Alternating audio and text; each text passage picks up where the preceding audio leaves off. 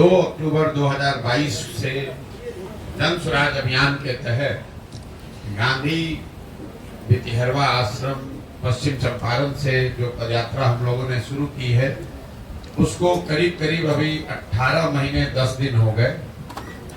इन 18 महीनों में पश्चिम चंपारण से चल के पूर्वी चंपारण, शिवहर, गोपालगंज, सिवान, छपरा, वैशाली, समस्तीपुर, मुजफ्फरपुर, सीतामढ़ी, मधुबनी, दरभंगा, बेगूसराय, खगड़िया होते हुए हम लोग सहरसा आपके जिले में आए हैं।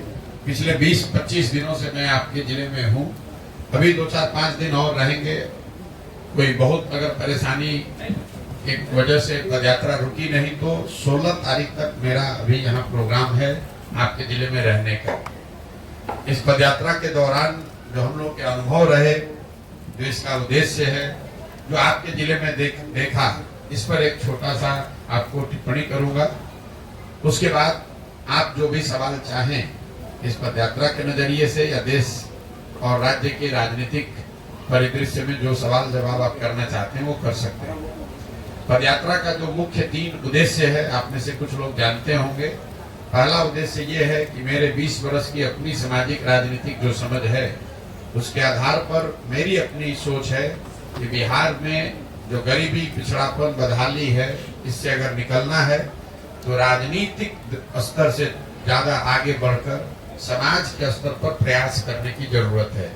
ऐसा इसलिए कि यहाँ पर जो लोग रहते हैं उनको अपनी समस्याओं के बारे में, उनके बच्चों के लिए शिक्षा नहीं है, रोजगार नहीं है, भ्रष्टाचार है, सड़क नहीं है, ये सारी बातें लोगों को पता है।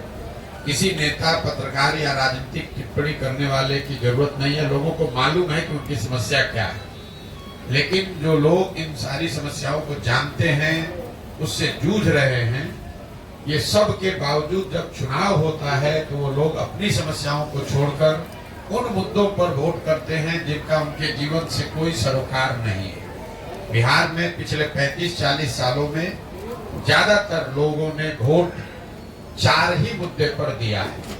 पहला, यहाँ एक जाति के नाम पर लोग वोट देते हैं। जैसे देश के अन्य कई हिस्सों में लोग जाति पर वोट देते हैं, वैसे यहाँ पर भी लोग जाति पर वोट देते हैं।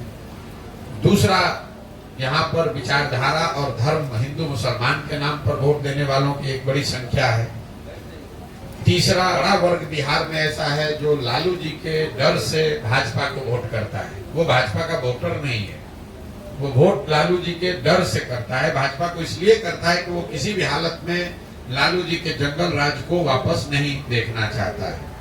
और चौथा, यहाँ पर एक वर्ग है जिसमें ज्यादातर लोग मुसलमान समाज के हैं, जिनके पास मजबूरी है, वो भाजपा को वोट कर नहीं सकते हैं, तो भाजपा के डर से लालू जी को वोट करते हैं। वो भी लालू जी को चाहने वाले हैं या लालू जी को पसंद करते हैं, आरजेडी के वोटर है, ऐसी बात नहीं है। वो सिर्फ और सिर्फ लालटेन को इसलिए वोट करते हैं क्योंकि उनको भय है या भाजपा को वोट कर नहीं सकते। तो पदयात्रा का पहला उद्देश्य यही है कि गांव-गांव जाकर लोगों को ये बताया जाए कि आपकी जो समस्या है, आपके बच्चों के भविष्य का की जो स्थिति है, वो तब सुधरेगी जब आप अपने और अपने बच्चों के भविष्य के लिए वोट दीजिएगा। वोट जिसको देना है दीजिए, लेकिन वोट अपने और अपने बच्चों के लिए दीजिए। इसीलिए इस पदयात्रा के दौरान सुबह से शाम तक हर 2-2.5 किलोमीटर पर रुककर गांव में, सड़क के किनारे छोटी छोटी सभाओं में हम लोग ये जाकर लोगों को समझा रहे हैं। दूसरा पदयात्रा का उद्देश्य है, यहाँ पर जब ये अभियान शुरू किया हम लोगों ने, तो एक अध्ययन में पाया कि करीब 55% बिहार के लोगों ने बताया कि बिहार में एक नए दल और विकल्प की जरूरत है। लोग बोलचाल की भाषा में बताते हैं भैया विकल्प नहीं है। तो उसको साइंटिफिक तरीके से जब देखा गया तो पता चला करीब आधे से ज्यादा जनता, वो चाहे भाजपा के का वोटर हो, आरजेडी का हो, जदयू का हो, कांग्रेस का हो, लेकिन आधे से ज्यादा बिहार की जनता ऐसा समझती है कि बिहार में एक नए दल की जरूरत है, नए विकल्प की जरूरत है। इसीलिए पदयात्रा का दूसरा उद्देश्य है कि ऐसे उन सारे लोगों को जो चाहते हैं, समझते हैं कि बिहार में सुधार के लिए एक नए दल की जरूरत है, उनको ऐसा लाया जाए, उनको इकट्ठा किया जाए और उनको वो राजनीतिक, सामाजिक सलाह, मदद दी जाए ताकि बिहार में एक नया दल बने और लोगों को विकल्प के अभाव में आरजेडी के डर से भाजपा और भाजपा के डर से लालू को वोट न देना पड़े।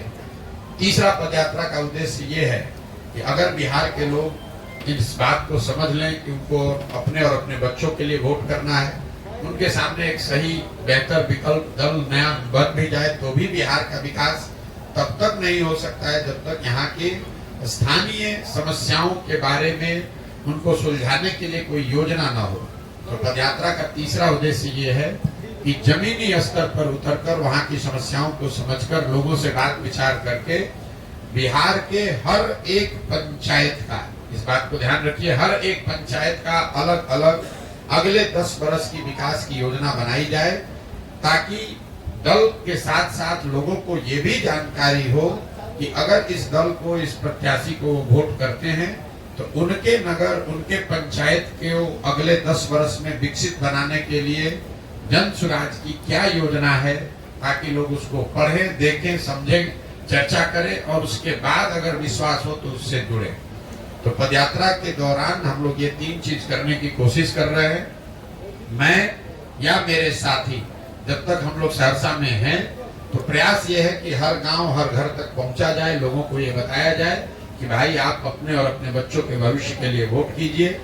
दूसरा प्रयास ये है कि सहरसा से निकलने से पहले ऐसे सारे लोग जो एक नया दल और विकल्प बनाना चाहते हैं उनको एक तरह से संगठनात्मक स्वरूप दिया जाए, एक संगठन उनके जरिए बनाया जाए। और तीसरा, सहरसा के हर नगर, हर पंचायत क्षेत्र के अगले 10 वर्ष के विकास की योजना बनाई जाए। इन 3 उद्देश्यों को लेकर चले हैं और अभी तक जो हमने देखा, समझा, अनुभव किया, उस पर जो आप सवाल करना चाहते हैं वो आप सवाल कर सकते हैं। बहुत बहुत धन्यवाद। आपने अभी लंबे समय से जो यात्रा की